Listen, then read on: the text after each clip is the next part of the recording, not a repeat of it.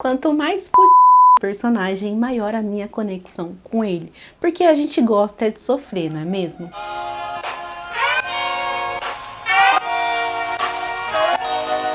Olá, abduzidos, tudo bem com vocês? Eu sou a Gisele e esse aqui é a Abdução Literária e bora de falar sobre personagens que sofrem e de quebra fazem a gente sofrer com eles no meio da jornada. Quanto maior assim o desenvolvimento do personagem, mais a gente se conecta com ele. Quanto maior o sofrimento, mais a gente se preocupa. A gente quer então pegar aquele personagem, proteger ele de todo mal, quer que tudo dê certo pra ele. Então a gente fica meio que viciado nesse tipo de história. Viciados em sofrer. Eu sinceramente não sei como que certos autores conseguem deitar e dormir tranquilamente à noite, sabendo do quanto de leitores que eles já fizeram sofrer. Então bora lá falar sobre os personagens mais sofredores da fantasia. Eu vou falar sobre 5 personagens, mas vou trazer também uma menção honrosa no final desse vídeo, que foi ali quem que me inspirou a fazer essa lista. E assim, pra não me esquecer de nenhum, eu também joguei lá no meu Twitter, né, quais eram os personagens mais ferrados da literatura e muita gente também colaborou, me ajudou então a definir essa lista. Eu vou deixar o post aqui na descrição para vocês irem lá conferir todas as recomendações para vocês que amam sofrer com os personagens assim como eu. Começando com ele, o reizinho de todo sofrimento, que é o Fitz Cavalaria. Que é da saga do assassino e também do Reino dos Antigos, né, do universo da Robin Hood. Recentemente eu já falei um pouquinho sobre esse livro, né, como foi a minha experiência de releitura dele, né. Também participei de uma leitura conjunta junto com o Povo do Dragão. A gente fez uma live inteira falando sobre esse livro. Vou deixar tudo aqui na descrição ou nos cards para vocês conferirem. Caso eu me esqueça, procurem e confiram mesmo assim, porque tá muito legal. A escrita da Robin Hood é muito envolvente, então ela te envolve, ela te conecta com o personagem, faz você sofrer junto com ele. E a gente então acompanha o Fitz enquanto garoto, né, no início dessa história. No começo da história ele vive meio que renegado mesmo da sociedade, ignorado. Ele vive assim às sombras do Palácio Real, ele come e dorme junto com os cães. Tudo isso então é desde quando ele foi arrancado dos braços da mãe e levado até o pai, que até então era o príncipe herdeiro dos 6 ducados. E a sua mera existência causou ali todo um rebuliço. O pai se viu na obrigação de renunciar ao trono, porque isso que aconteceu meio que manchou a sua honra, né, e da sua esposa. Ele teve que se resguardar então em outro lugar. E existiu toda uma tensão que ele nem imaginava que estava acontecendo e as pessoas ignoraram então a existência dele durante um tempo. E isso seguiu então até que o seu avô sagaz, né, até então o rei atual, olhou para ele e falou: garoto, eu vou lhe usar. Então, aproveitar que ele estava ali, né, às sombras da realeza, ninguém via ele. Ele falou: bom, você vai ser o meu assassino pessoal, particular, né? Você vai treinar, então, nas artes do assassinato e vai me servir. Agora ele ia ser, então, instruído, ele ia ser educado, ele ia ser vestido, ele ia ter um quarto, né, pra dormir, porque o rei queria investir mesmo nele, porque ele sabia que ele ia ter algo em troca do Fitz. E o que acontece? Quando ele, então, sai das sombras e vem pra luz, muitas pessoas gostavam muito do seu pai, e muitas pessoas ficaram ressentidas, sabe, pelo pai dele, de ter abandonado tudo. Todo o ressentimento, então, que tinham com relação ao pai dele, miraram nele. Então, e tem muita gente escrota nessa história, gente. Tem muita gente filha da puta. Começa a descontar nele, sabe, as frustrações. Como se ele tivesse culpa, sabe, de ter nascido. Como se ele fosse o culpado das transgressões que o pai dele fez então, sabe? Então é isso, gente. E além de tudo isso, ele é azarado também. Parece que tudo de ruim acontece com esse personagem, sabe? Por isso que eu coloquei ele aqui então na posição de reizinho do sofrimento. Pra vocês terem noção, eu falei pra vocês as coisas que acontecem na premissa dessa história, as coisas que acontecem aqui bem no início desse livro. Eu li a primeira trilogia com esse personagem, tem mais 3 trilogias com esse personagem nesse universo, então assim, eu não acompanhei nem a primeira metade de todo o sofrimento que envolve ele, sabe? E eu sei que esse personagem vai sofrer, e ainda muito. Porque a autora Robin Hood, ela é muito sádica. Ela não tem a mínima dó dos seus leitores. Nossa próxima sofredora, então, é Rin, de A Guerra da Papoula. livro que eu li recentemente, tem vlog de leitura aqui no canal. Rin é uma órfã, então, de guerra que foi adotada pelos tios. Eles adotaram ela meio que a contragosto, meio que se viram ali na posição de se verem obrigados a adotar ela, mas não adotaram ela de coração e desde sempre já maquinando a melhor maneira de se ver livre, então, da sobrinha. E a melhor maneira para eles era entregar ela, então, para um homem bem assim asqueroso que tem o triplo da idade dela, né, para desposar ela então. Só que a Rin, desesperada, então, com esse futuro, ela decide tentar tomar as rédeas, então, da própria situação e tentar escrever o seu próprio destino. De que forma? Uma das únicas opções ali que ela encontra, que ela vê uma solução para ela tentar mudar, então, de rumo, é estudando para o exame imperial para para entrar na academia de artes marciais, então. E ela quer, inclusive, entrar nessa academia justamente porque é a única que não precisa pagar uma matrícula, sabe?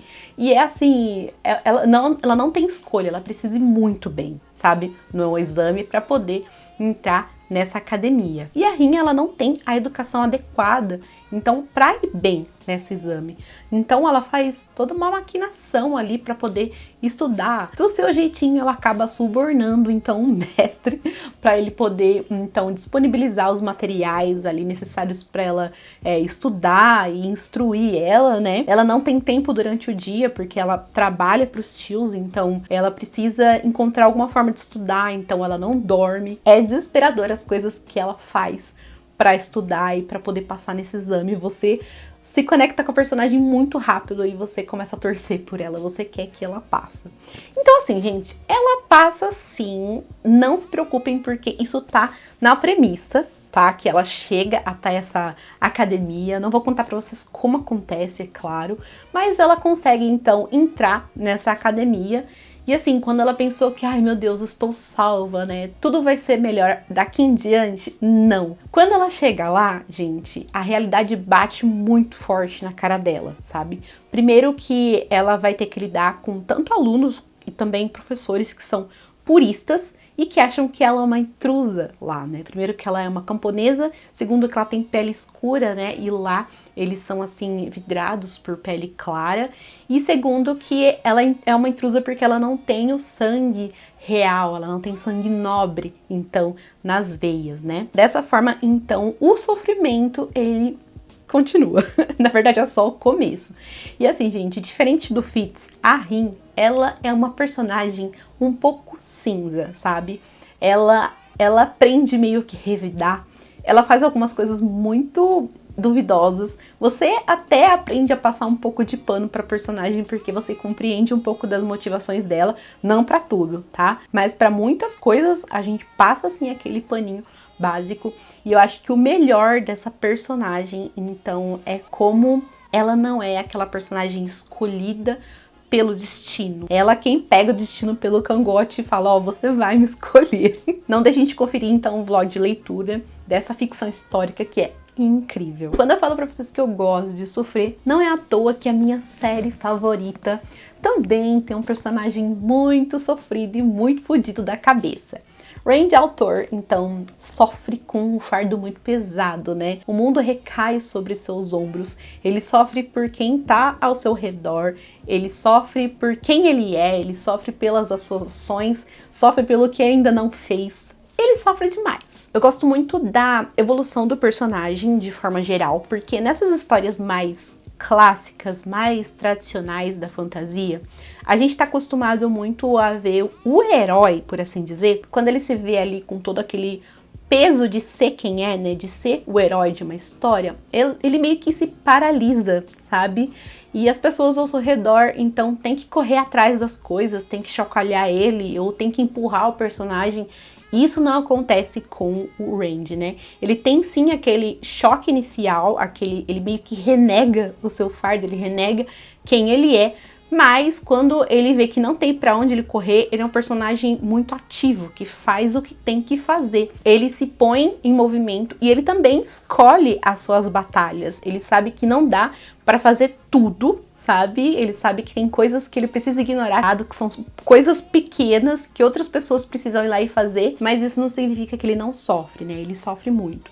E outra coisa que o personagem faz também é se distanciar muito das pessoas, porque ele sabe que ele é um personagem muito visado, um personagem que está muito em evidência, né? Então ele acaba se afastando das pessoas e a gente tem um momento aqui da história em que ele tá muito sozinho. Então ele sofre muito com essa solidão, né? Ele sofre muito de não poder contar com as pessoas, de não ter pessoas ao seu lado, de não poder conversar, né, diretamente com as pessoas e expor os seus sentimentos com ela. Então ele meio que fica muito fechado ali junto com ele mesmo, sofrendo com suas escolhas e seus próprios dilemas. E é um personagem que cá entre nós tá fadado, né, por causa de tudo isso e também por causa de outros elementos, ele tá fadado a enlouquecer. A gente chega inclusive num patamar da história que ele mesmo não sabe diferenciar o que é real do que não é, e ver tudo isso acontecer com ele é muito desesperador, sabe? Mas eu sei que ele também não vai deixar ninguém se aproximar dele. E o mais desesperador disso tudo é imaginar que esse personagem é meio que só ladeira abaixo, sabe? Não tem a mínima condição de melhorar, eu acho, né, a questão da saúde mental dele, não tem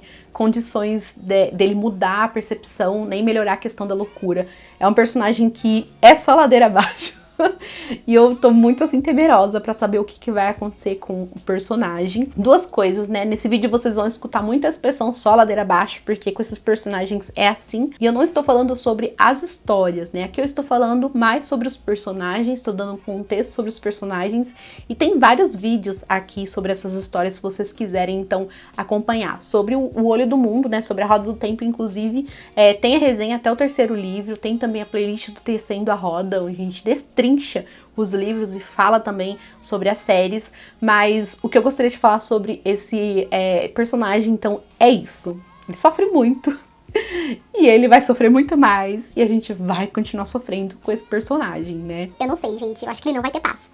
Quando ele tiver paz, aí é porque não quero pensar nisso. Tem muitos personagens de As Crônicas de Gelo e Fogo que caberia nessa lista, mas a campeã de sofrimento é Sansa Stark. Foi inclusive mencionada no meu post lá do Twitter. A Sansa que nasceu ali para ser uma lady, foi instruída nas artes femininas e ela também queria muito viver um romance. Quando ela foi acompanhar o seu pai, Ned Stark, que ia servir como a mão do rei Robert, né? Então, até Porto Real, ela imaginou que as coisas começariam a dar certo para ela e ela finalmente viveria esse romance, né? Mas, adivinha? Só ladeira abaixo. Primeiro que ela foi então prometida ao demônio Joffrey Baratheon, então, que era o príncipe herdeiro, né, do rei, e era assim um jovenzinho desde sempre assim, muito antipático, ridículo, mas assim, ela imaginou, nossa, vou ficar noiva do futuro rei, né? Imaginou que as coisas poderiam dar certo ali pra ela, que ela poderia até mesmo viver um romance com esse escrotinho, então ela tentou ao máximo, né, romantizar tudo o que acontecia, né? Depois que ela viu a sua filhote de lobo, então, ser assassinada, né, por causa de uma decisão política, foi uma consequência direta de uma ação dela, e ela começou a sentir, então, aquele gostinho de como as coisas funcionam. Aliás, Sansa é uma personagem, como eu falei pra vocês, que sofre muito, até ela começar de fato a entender como que a política, como que o jogo dos tronos realmente funciona aqui nessa história. E aqui vai uma passada de pano para essa personagem que eu já odiei muito, mas hoje eu compreendo muito ela, porque se tem uma personagem que sofreu por todas as suas ações, é ela, sabe? Ela era uma personagem muito ingênua, muito nova, e as pessoas se aproveitaram tudo o que tinha que aproveitar dela, então todos os erros que ela fez não foi culpa dela, era alguém muito mal intencionado, agindo, se aproveitando dela. É complicado a gente atribuir os erros dessa personagem para ela mesma, porque ela era muito nova na época, era muito burra, muito ingênua, e as pessoas então se aproveitaram. E ela sofreu muito por cada erro que ela cometeu. Então assim, eu acho que não é spoiler falar para vocês que o Ned Stark, ele morre por causa de uma ação direta dela, né? Mas a culpa não foi dela, não foi ela que mandou matar o pai, mas ela teve que viver, então, com essa culpa desde sempre, e ela não viveu, mas ela sobreviveu ali no ninho de cobras, né, gente? É por isso que ela